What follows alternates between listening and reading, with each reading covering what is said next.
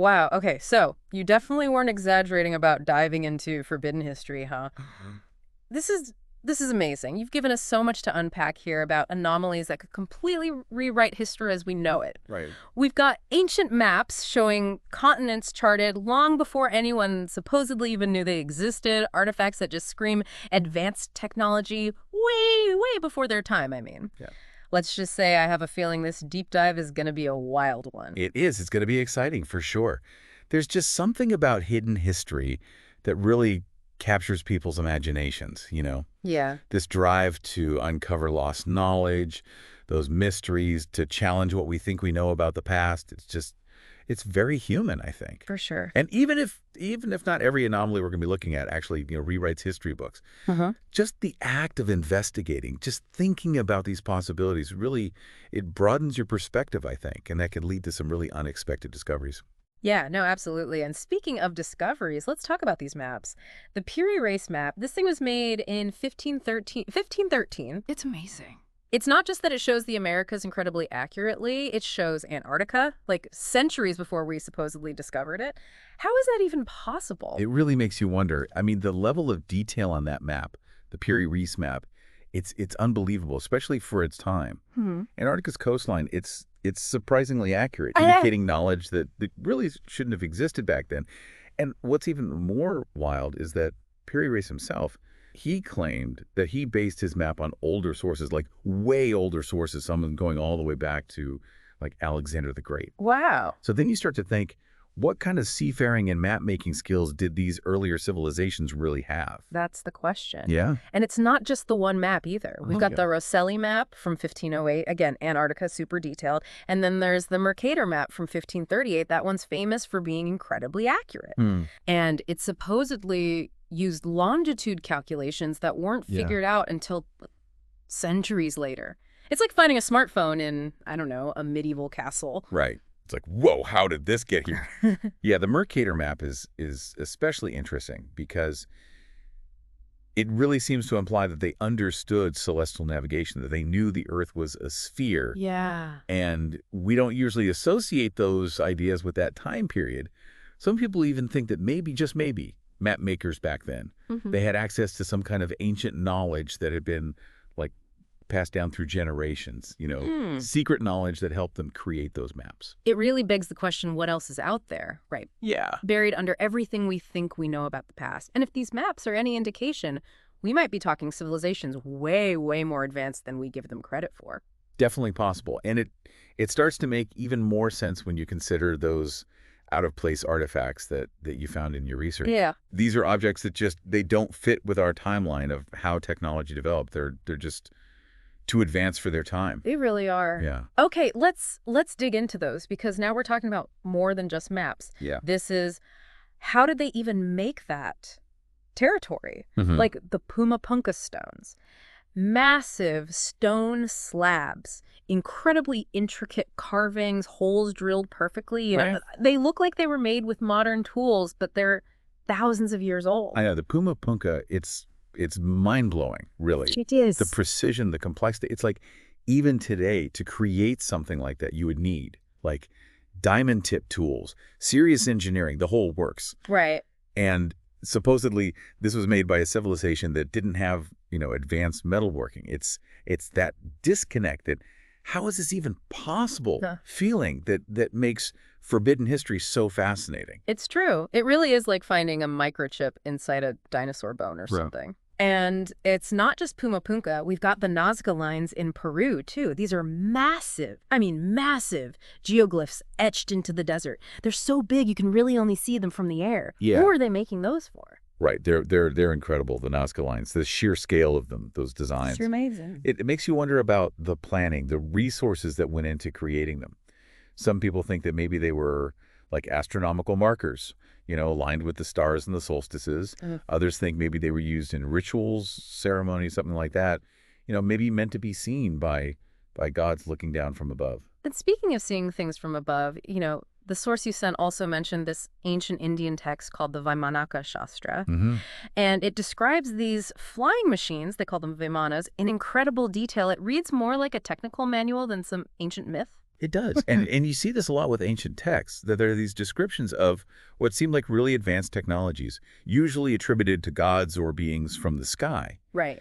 And while some people, they just dismiss these as fantasy, pure imagination, others see them as clues. Okay. Clues that maybe, just maybe, civilizations in the past knew a lot more than we give them credit for. You know, that they had technology that we can barely even imagine. Okay, so we've got maps, impossible stone structures, possible flying machines, but hold on tight, because we are about to go even deeper into this. Okay. The source you sent, it talks about something called petrified tools. And these are tools found encased in rock that's millions of years old. Millions. Millions? How is that even possible? We're talking tools from a time before humans even existed. It really makes you question everything, doesn't it? Yeah. Those petrified tools, things like the London hammer, it directly challenges what we think we know about the timeline of geology and human evolution. It really does. Because these tools, they're often found in rock layers that are far, far older than any recognized human presence. Like you said, it suggests a completely different version of history, where tool-using beings existed, I don't know, millions of years earlier than we thought possible. It's mind-blowing. And then there's the Koso artifact, too. Yeah. A spark plug found encased in a geode that they estimate to be about 500,000 years old. Right. 500,000. That one's a head-scratcher, for sure. The Koso artifact, it's a perfect example of what we call an out-of-place artifact, something that just, it shouldn't be where it is based on what we think we know about the past. Right. Now, some people say it's just a natural formation. It just looks like a spark plug. Yeah. But others say, no, that's definitely a spark plug, and it means that maybe, just maybe, the past was a lot more technologically advanced than we ever imagined. It's incredible. And it's not just spark plugs either. What about ancient electricity? I mean, everyone's heard of the Baghdad battery, those clay pots that can generate a small electric current. Right. But the source you gave me, it also mentions ancient Egyptian tomb paintings that seem to show like large filament lamps. It's true. Were they using electricity to light up their tombs thousands of years ago? It's a good question. I mean, the evidence for ancient knowledge of electricity, it's still being debated, but it is intriguing. The Baghdad battery, it's over 2,000 years old, and seems to indicate that maybe, just maybe, people back then had at least a basic understanding of electricity. Wow. And when you combine that with those Egyptian tomb paintings, those images of what look like you said, lamps or glowing orbs, it makes you wonder, were they just, painting what they saw in their imaginations, or were they depicting a technology that's since been lost to time? Yeah. Who knows? It really does make you wonder, what else don't we know about the past? It's like we find these things, these electrical mysteries, and it just makes this whole idea of lost civilizations, those catastrophic events you were talking about, even more intriguing. It's true. It's a recurring theme, isn't it, in all this forbidden history stuff? The idea that there were these advanced civilizations way back when, and then, boom, some massive event wipes them out, leaving just these little hints behind. And when you start thinking about ancient electricity on top of everything else, it just adds another whole layer to the puzzle. It does. And speaking of lost civilizations, we can't forget about Lemuria, right? That legendary advanced civilization that supposedly existed in the Pacific Ocean, just gone, sunk beneath the waves in some ancient disaster. Lemuria, right. Just the name makes you think of some lost paradise, a technologically advanced society living in harmony with nature. And I know mainstream science often dismisses the whole Lemuria thing as a myth, but there are those tantalizing clues, like those maps we were just talking about, showing land masses that just aren't there anymore. It makes you wonder. It does. And it wasn't just Lemuria either, right? I mean, the source you provided, it also talks about Atlantis, another civilization swallowed by the sea. And then there's the Rama Empire in India, supposedly destroyed by some massive catastrophe. Are these all just myths, just stories? Or could there be some truth to them, some shared memory of a time when civilization just got wiped out? That is the big question, isn't it? Yeah. And it leads to another really interesting idea that your source brings up, cyclical cataclysms. What if these lost civilizations weren't wiped out by just like random isolated events? What if it's a cycle? What if these cataclysmic events happen over and over again, reshaping the planet, wiping the slate clean? Okay, now you're getting into some really interesting territory. Cyclical cataclysms, it sounds like, I don't know, like a disaster movie or something. But seriously, what kind of events are we even talking about here? Well, one of the most, I guess you could say, dramatic possibilities is a polar shift, Like imagine the North and South poles literally switching places. Yeah. It's a phenomenon that's been debated and speculated about for a long time. I bet. I can only imagine the chaos if something like that happened. But is there any, I don't know, any scientific evidence to back that up?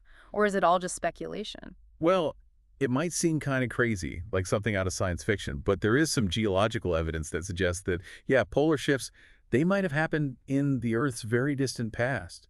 Like, we see these sudden shifts in climate in the fossil record, changes in where certain species are found, and even the way magnetic crystals are aligned in really old rock formations. Wow, so it's not just some fringe theory then, there's actually something to it. But what could even cause something as dramatic as the poles shifting? There are a few theories, and you actually included some of the most interesting ones in your research. One possibility is that it has to do with the weight of the ice at the poles. Like imagine these massive glaciers over thousands of years building up, getting heavier and heavier until they actually destabilize the Earth's rotation, causing the poles to shift. So like a giant planet-sized game of Jenga, where if one thing moves too much, the whole thing falls apart. Exactly. That's a little scary to think about. Are there any other theories? Yeah, another idea is that it could be related to how the Earth's land masses are distributed. You know, our planet, it's not perfectly balanced, right? Most of the land is concentrated on one side, and then you've got this massive ocean, the Pacific, on the other. Right. And some scientists think that this imbalance could, over a very long time, create a sort of wobble in the Earth's rotation. And that wobble could eventually lead to a polar shift. So like a washing machine with an uneven load, except it's, the entire planet. Exactly. Wow. Okay, so those are more like internal things, right? What about something from outside? Could something like, I don't know, an asteroid hitting the Earth trigger a polar shift? Yeah, absolutely. That's definitely a possibility. And it's something that's been explored a lot, both by scientists and in science fiction, too. A big enough impact, it could definitely mess with the Earth's rotation, maybe even be enough to cause a polar shift. Not to mention, the whole global devastation thing that an asteroid impact would bring. Right. That goes without saying. It's pretty mind-blowing to think about all of this. But you mentioned earlier that some ancient civilizations might have actually known about these cyclical cataclysms. How could they have known that? I mean, they didn't have our understanding of geology and astronomy, did they? Right. That's where it gets really fascinating. Your research actually pointed to a lot of ancient texts and traditions that seem to reference these big catastrophic events. It's like maybe they weren't as clueless as we sometimes think. Take the Mayan calendar, for example, with its whole thing about cycles of creation and destruction. Oh, yeah. The Mayan calendar. Didn't that predict the end of the world back in 2012? Which obviously didn't happen. Right, exactly. But a lot of scholars now say that the Mayan calendar, it wasn't predicting a literal apocalypse. It was more about the end of a specific cycle. And that cycle might have been tied to these larger cosmic events that we've been talking about. So not an end, but a beginning. A new cycle starting. Exactly. Wow. That definitely adds a whole other layer to those ancient prophecies. And the Mayan calendar is not the only example, right? You mentioned the Sumerian tablets earlier. Oh, yeah, those Sumerian tablets are amazing. Some of the oldest written records we have. They've got all these crazy stories about gods and monsters. But they also describe these celestial events that sound a lot like what we might imagine a polar shift or other massive cosmic disasters would be like. So it's like maybe they saw these events happening firsthand and then recorded their memories in these myths and stories. It's fascinating. But if these cataclysms happen in cycles, like you said, shouldn't we have experienced something similar in, more recent history? Well, here's the thing. Those cycles, they might be way, way longer than we can even imagine. We could be talking tens of thousands, hundreds of thousands of years between events. Wow. So what we think of as recent history, it might just be a blip on the radar compared to these massive cosmic cycles. So we could be due for another major cataclysm any day now. Well, potentially, yeah. That's not exactly reassuring. It's definitely something to think about, right? Yeah. But before we get too worried about the end of the world as we know it, there's another part of this cyclical cataclysm theory that's actually kind of hopeful. Your source talks about how, as destructive as these events might be, they can also be catalysts for renewal and evolution. Wait, really? How can something so catastrophic be a good thing? Well, think about it this way. What if these cataclysms, they wipe out civilizations, sure, but they also create the conditions for new life to emerge? They reshape the continents, they change the climate, maybe they even spark evolutionary leaps. leading to new species, new forms of life. So it's like a cosmic reset button, a way for the planet to hit refresh and try again. Exactly. That's a really interesting way to think about it. But how does this all tie back into forbidden history? Well, if these cataclysms do happen in cycles, and if these ancient civilizations knew about those cycles, then maybe, just maybe, they've been trying to pass that knowledge down to us, encoded in their myths and traditions, and yes, even in those strange artifacts that we can't explain. Wow, it's like they're trying to tell us something, to warn us about the past, and maybe even help us prepare for the future. That's incredible. But this is all getting pretty heavy. I mean, we're talking about cataclysms, ancient warnings. It makes you wonder, are there any signs that something like this might be happening again, like now? That is a question that a lot of people are asking. And actually, your source mentions some pretty strange anomalies that some people think might be, like warning signs, clues that maybe, just maybe, the Earth's about to go through some major changes. Okay, now you've got my attention. What kind of signs are we talking about? Well, one of the most talked about signs is that the Earth's magnetic field seems to be getting weaker. Scientists have known for a while now that the magnetic field, it's not constant, it fluctuates over time. It's even flipped completely in the past, with the north and south magnetic poles switching places. Wait, the magnetic poles can flip? Like, my compass would suddenly point south instead of north. Exactly. That's wild, but what does it actually mean for us? What happens when they flip? That's the million-dollar question. Scientists are still trying to figure that out. We know that magnetic flips have happened before, but we don't really know what causes them or what kind of effect they would have on life on Earth. So it's like we're playing cosmic roulette with our planet's magnetic field. Pretty much. That's a little unnerving, to say the least. Definitely keeps things interesting, right? But it gets even weirder, because some researchers believe that there might be a connection between these magnetic flips and those polar shifts that we talked about earlier. Wait, so you're saying that the magnetic field flipping could actually cause the Earth's axis to tilt, like physically shift? Exactly. It's like something out of a disaster movie, but on a planetary scale. Mind-blowing. But how could that even happen? We don't know for sure. But one theory is that when the magnetic field flips, it gets really weak for a while.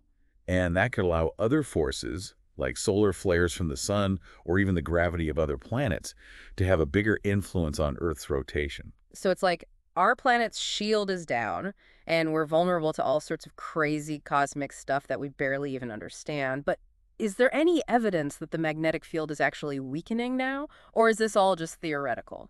Well, that's the thing. Scientists have been keeping track of the Earth's magnetic field for decades, and all the data shows that, yeah, it's definitely weakening, and it's happening faster than they thought it would. Wow. Okay, so we're not just talking about some far-off possibility here. This is actually happening. But what does it all mean?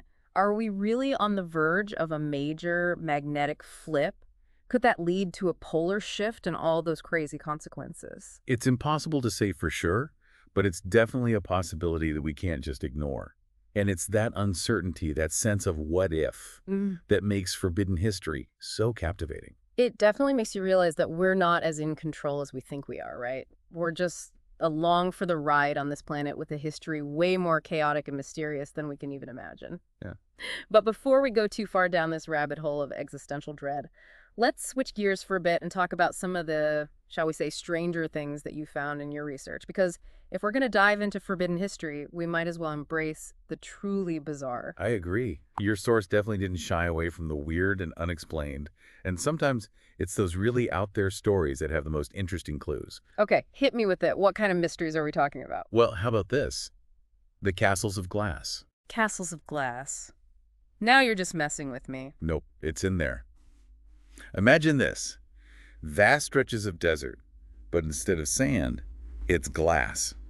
Sheets of green glass fused together as if something melted the sand on a massive scale. That sounds like something out of a science fiction movie. Where are these castles of glass, anyway?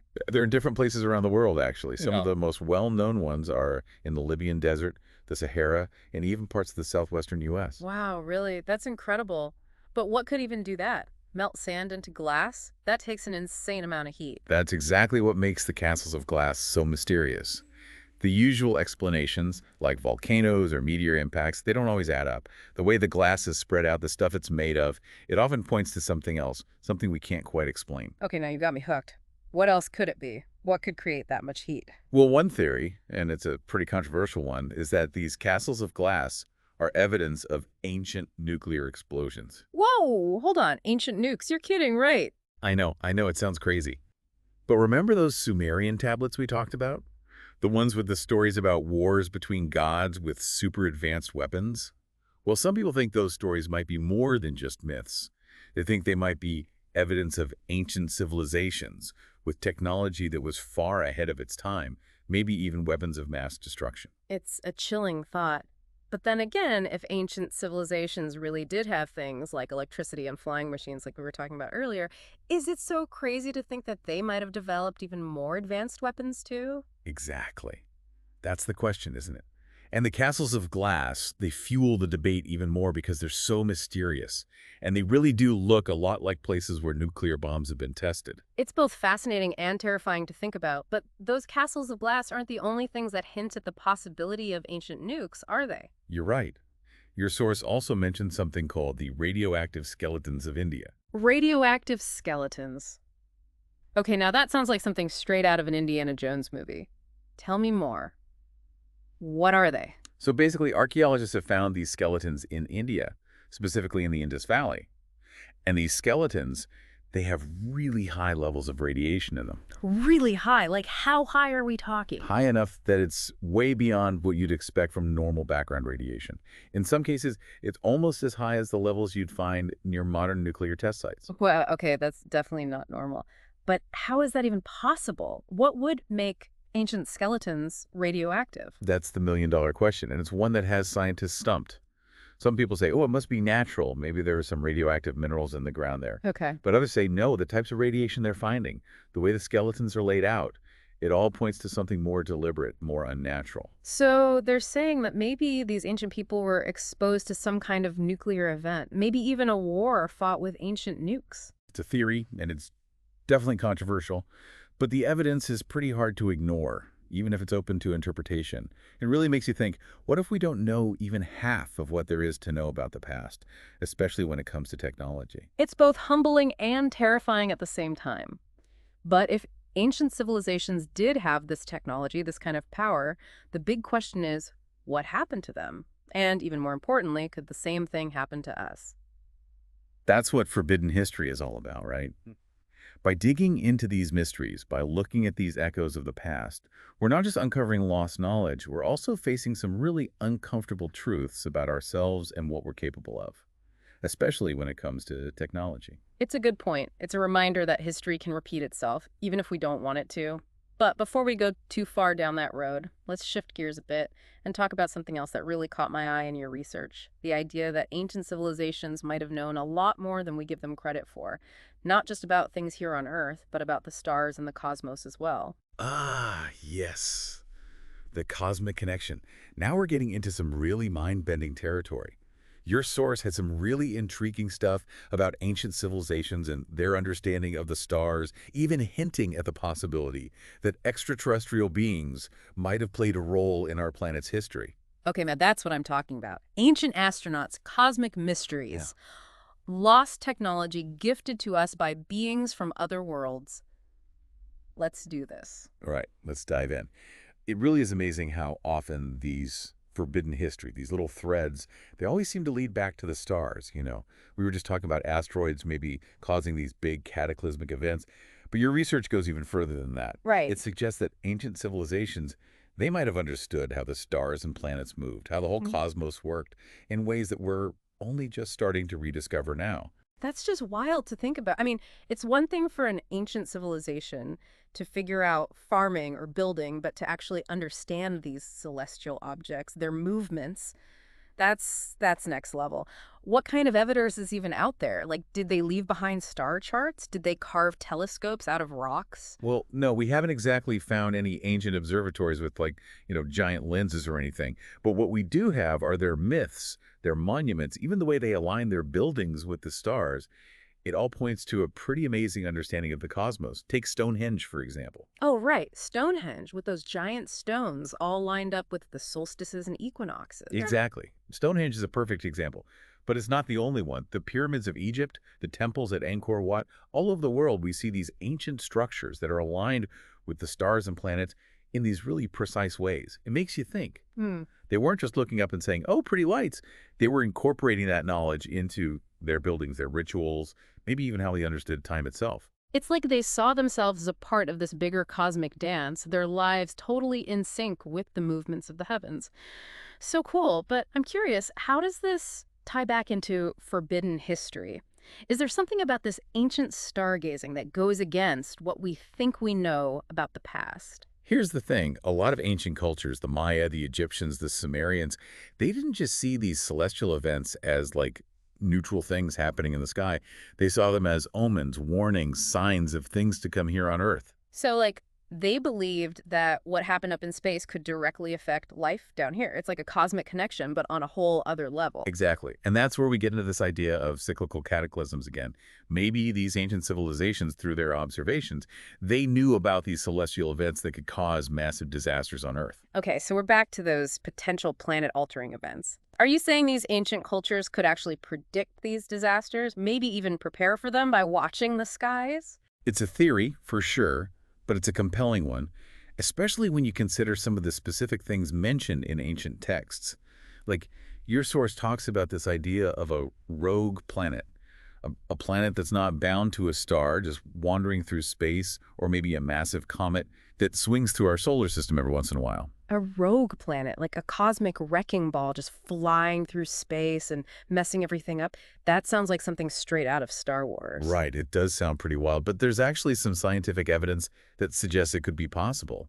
Like, astronomers have found these objects way on the edges of our solar system that have these really weird orbits, and it suggests that there might be something big out there, something we haven't seen yet, that's affecting their gravity. So there could be this, like, hidden world, a phantom planet lurking out there, and it might be pulling the strings here on Earth, too. It's a possibility. That's both amazing and kind of terrifying at the same time. Okay, but let's say, just for fun, that this rogue planet idea is real. How would ancient civilizations have even known about it? Well, some people think that this knowledge was passed down from an even earlier time, maybe from survivors of a previous disaster, or, and this is where it gets really interesting, maybe even from extraterrestrial beings who visited Earth a long, long time ago and shared their wisdom. Okay, so now we're talking about ancient astronauts and lost alien technology. I love it. But is there any actual proof, any evidence to back this up, or is it all just speculation? It's definitely true that we haven't found like a spaceship manual with instructions in ancient Sumerian or anything like that.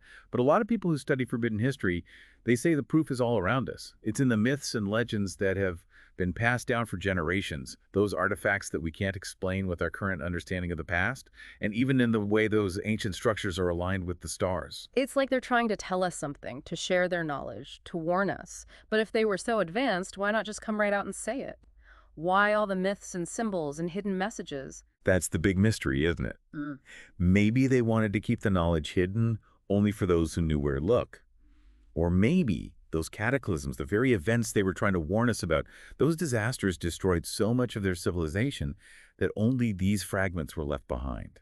Just whispers and clues for us to try and piece together. It really makes you think about how fragile knowledge can be. Yeah. One minute it's there, the next it's gone. And it definitely makes you want to keep an open mind about things, about the possibility that we don't know everything. But we've covered so much ground here today. Rogue planets, cosmic cycles, ancient astronauts. It's a lot to process. And I guess the big question is, what does it all mean for us? Are we just along for the ride, just waiting for the next big cosmic event to happen? It's the question, isn't it? And while forbidden history might not give us all the answers, it does make us look at things a little differently, you know? Yeah. It reminds us that we're not just living on this tiny planet in isolation. We're part of something much, much bigger, a whole web of life and energy that we're only beginning to understand. It's both amazing and, honestly, a little bit scary. I mean, the universe is vast, and we're just this tiny part of it, and there might be all these forces at work that we have no control over. It's humbling. It really is. And maybe, just maybe, by realizing that, by learning from those who came before us, by being open to the possibility that there's still so much we don't know, we can face the future with a little more wisdom, a little more resilience, and, yeah, maybe even a sense of wonder. I love that. It's a good reminder that the search for knowledge never really ends. And as we wrap up this deep dive into forbidden history, I know I'm feeling that sense of wonder, that desire to keep digging, asking questions and keep searching for the truth, even when it seems impossible. And who knows? Maybe by doing that, by having these conversations, we're contributing to a greater understanding of not just the past, but of ourselves and what our place is in this incredible journey we call life. Beautifully said. Well, that's about all the time we have for today. Until next time, keep exploring and never stop questioning.